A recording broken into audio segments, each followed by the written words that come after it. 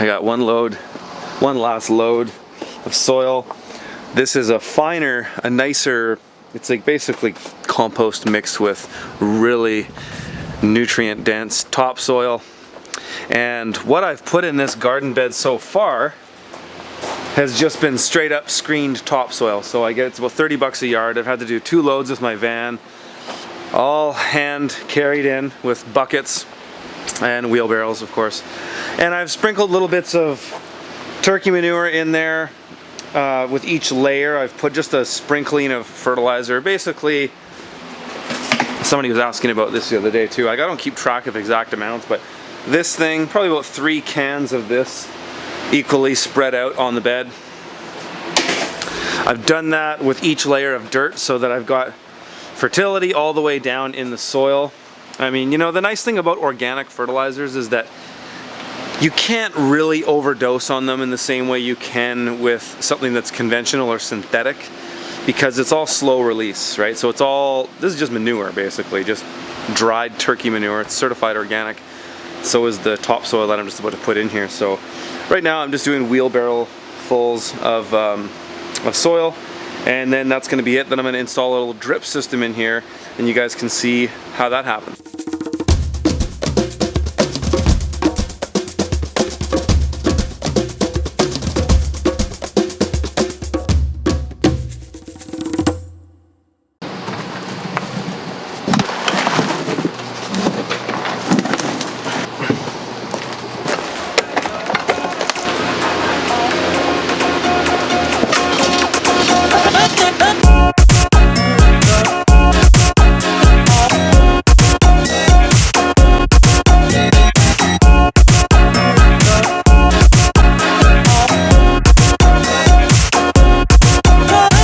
That's some pretty nice looking soil.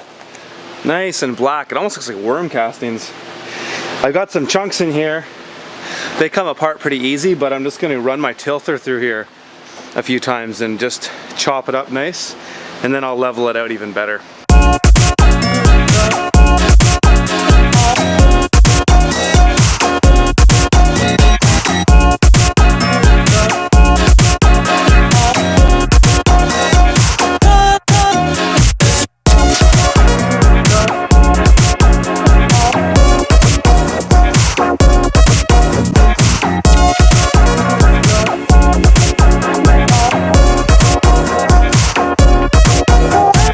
Okay, that's my raised bed.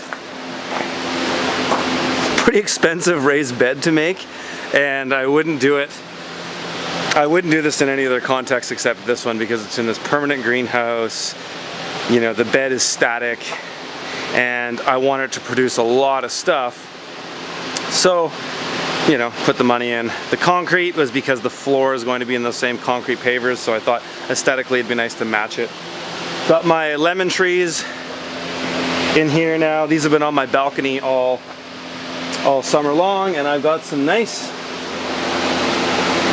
lemons there, starting to get some color, so hoping I'll get some lemons to pick by October or November maybe, because it will stay warm in here all winter long. So now I'm going to put in some irrigation on this puppy. So I'm going to put 5 drip lines in, and you guys will see how that all plays out. Alright, so when I'm installing drip lines, basically just take my roll of drip, take a little rebar stake, any kind of thing that will stick into the ground will do, just jamming that in so I get like a pivot point, and then I can just pull my drip lines along my bed and then cut them off where I need them to be cut off. To cut, I'm just going to use these simple pruners.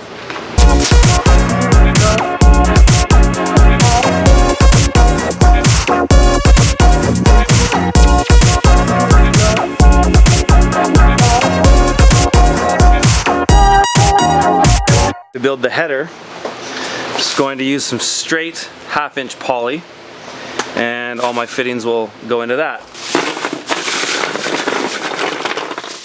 Got a few things here. I've got my elbow piece that's going to go on the ends. I've got T's. The T's will go to connect. You'll see how this all plays out. This is a pressure reducer, so that's going to go to the timer. And I've put some options in, some on-off valves I don't think I'll put them in right away, but I have them so that I'll put them maybe at like a halfway point in the bed so that I could turn off half the bed if I didn't have something planted out at a certain place. But I won't put them in right away. I'll leave them for when the time comes that I'll need them, and I can just cut them in at that point. This is my timer, just a basic 1-zone Home Depot style timer. It's Orbit. It's worth about 30-40 bucks. I've also got a little pressure reducer in front of it. That is just to reduce the pressure to go to the drip. So that's the basic part of, the first part of the setup, really, more important.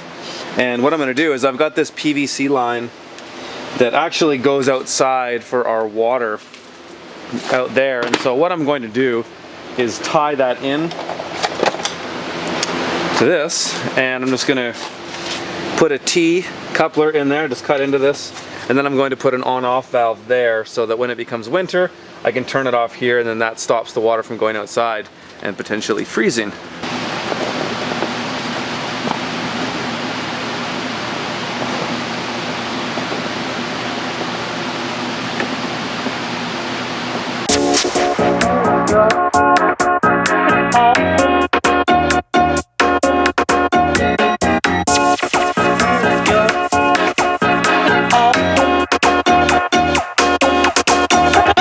Okay, so that's my header, and because this drip system is going to be flow through, and I've talked about this in previous videos before, a flow through drip system, I read about this in my book as well, is that there's no dead ends. So it comes in, goes to the end, and there's going to be another header at the end, just like this. So I'll just double this piece up, and it just cycles through.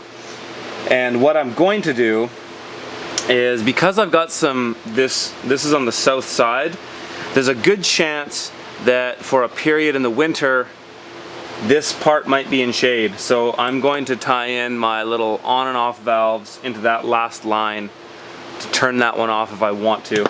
And then to bring the water into the header, I'm going to put this little guy, which is just a simple barbed half-inch piece. It's going to barb into there, and then that's where the water is going to come from the timer. You'll probably notice that I don't have any hose clamps or anything like that on these drip fittings, and that's because this operates at a pretty low pressure, that there's not enough pressure to pull these off, and they're on there tight. Like, you really got to screw them in there to get them in. So in my experience, I've done this way for many years on some of my sites. Other ones, I use these Modulock ones, and that's on sites that I'm going to be removing those drip lines often to turn beds over. But in this case, because it's semi-permanent, yes, I might remove it every now and then, but I can do it all in one piece. I don't need to have these more expensive pieces. I can just do the simple pieces that don't have any locks on them. Now we're going to put in these drip lines, run them across the bed, and then tie them into the header on the end, and that's it.